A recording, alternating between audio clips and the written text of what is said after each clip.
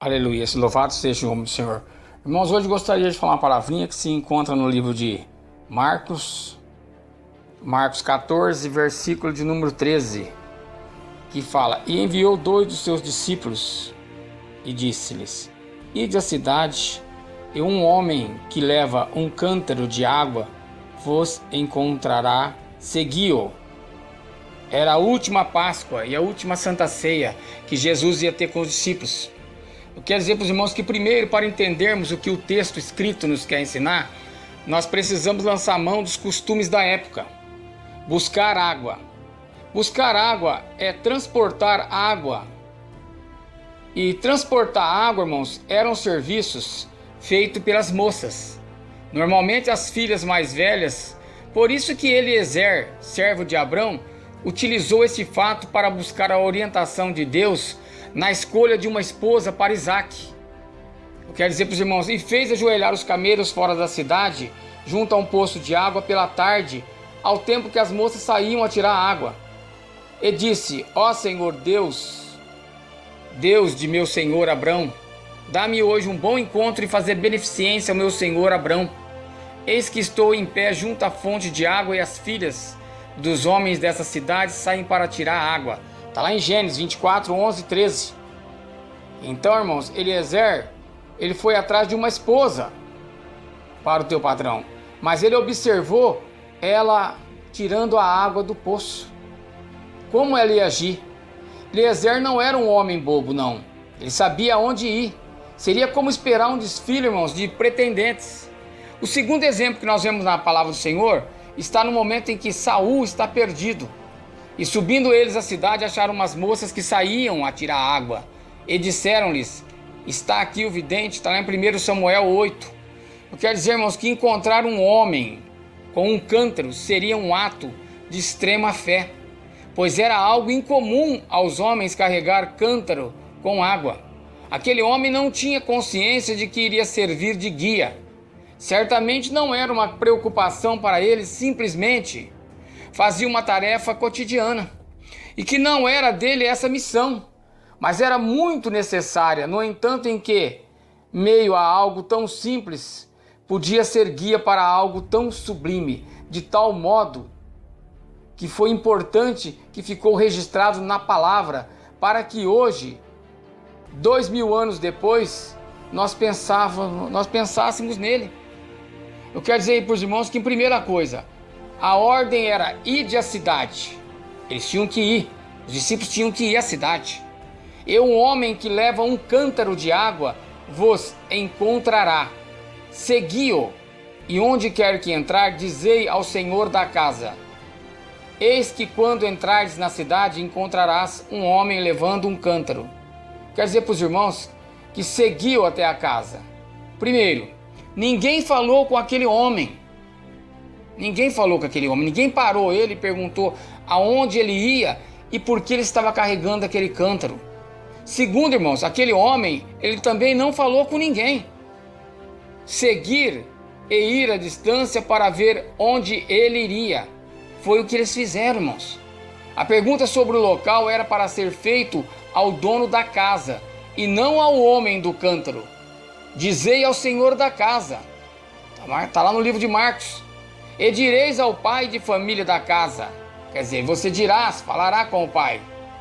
Partindo das três palavras assim, irmãos, quer dizer que o homem não sabia o que estava acontecendo, ou que ele estava sendo usado por Deus para fazer algo de suma importância para Deus, algo parecido em termos de fazer algo, sem percebermos a tamanha responsabilidade, irmãos, pode ser notada muitas vezes por Deus. Eu quero dizer que Jonatas lançava a flecha e mandava o moço ir buscar, mas ele não sabia que o que ele fazia era observado por Davi e que seria de extrema valia para Davi. A vida de Davi estava em jogo, e as palavras ditas por Jonatas, e que o moço não entendia muito bem a importância da missão dada a ele, poderia salvar a vida de Davi. Irmãos, e disse-lhe Jonas: Amanhã é a lua nova, e não te acharão no teu lugar, pois o teu assento se achará vazio. E ausentando-se tu 3 dias, desce apressadamente e vai àquele lugar onde te escondesses no dia do negócio, e fica-te junto à pedra de Ezel. E eu atirarei 3 flechas para aquele lado, como se atirasse ao alvo. E eis que mandarei o moço dizendo: anda, busca as flechas. Se eu expressadamente dizer ao moço: olha que as flechas estão para cá de ti, toma-a contigo e vem, porque há paz para ti e não há nada, vive o Senhor. Porém, se disser ao moço assim: olha que as flechas estão para lá de ti, vai-te embora, porque o Senhor te deixa ir. E quanto ao negócio de que eu e tu falamos, eis que o Senhor está entre mim e ti eternamente. 1 Samuel 20, irmãos. Eu quero dizer também que nós temos no livro de Neemias, capítulo 3, várias pessoas que foram usadas para fazer o muro e que não eram pedreiros, eram perfumistas, ourives, sacerdotes e outros mais. O que podemos aprender com isso?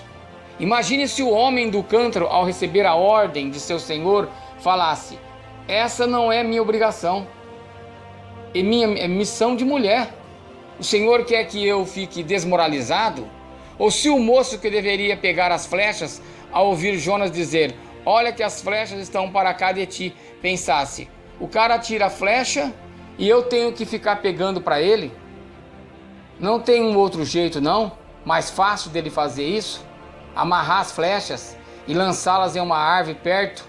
Ele fica parado lançando e eu fico como um doido correndo atrás das flechas. Ainda bem que eles eram crentes de verdade. Sabe, quando o pastor pede para o diácono ou evangelista fazer algo, e ele diz: por que eu? Se o serviço não for dele, ouviremos. Eu sou o diácono, o evangelista, o pastor, isso não é para eu fazer. Quer dizer, irmãos, que muitos têm perdido a oportunidade em serem usados pelos seus orgulhos e prepotências, se achando o último biscoito do pacote, o glacê do bolo. Que o Eterno continue, irmãos, enviando entre nós os homens que carreguem os cântaros e os que buscam as flechas, pois são de extrema valia para a obra do Senhor. Somos sempre melhor usados quando não temos condições de achar que somos usados pelo que somos. Quando não tomamos conhecimento da tamanha importância dedicada em pequenos trabalhos, irmãos, feito pois podemos estar sendo usados como o homem do cântaro. O que seria vergonha para alguns, para aquele homem deu o direito de ter a sua história citada nas Escrituras. Talvez ele tenha morrido sem saber que fez tal ato. Quer dizer, irmãos, que Marcos 14 enviou 2 dos seus discípulos e disse-lhes: ide à cidade, e um homem que leva um cântaro de água vos encontrará, segui-o.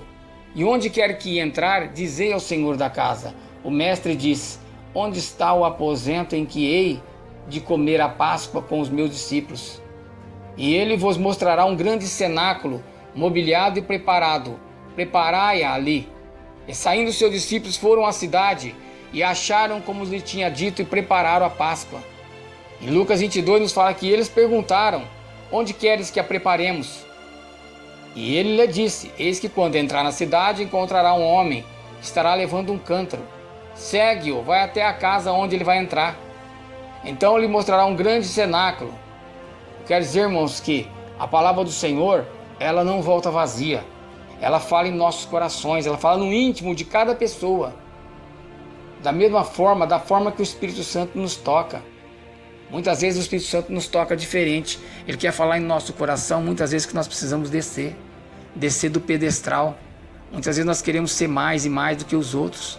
Achamos que somos importantes mais do que o irmão. Achamos que somos importantes para Deus mais do que o outro. Achamos que fazemos mais do que mais. Mas muitas vezes o Senhor pede para nós: vamos descer. Você tem que descer hoje um pouquinho. Que a palavra do Senhor fala que os exaltados serão humilhados, os humilhados serão exaltados. Então muitas vezes nós temos que ver a importância de como somos importantes para Deus, da forma que Ele quer e não da forma que nós queremos. Aleluias, louvado seja o nome do Senhor.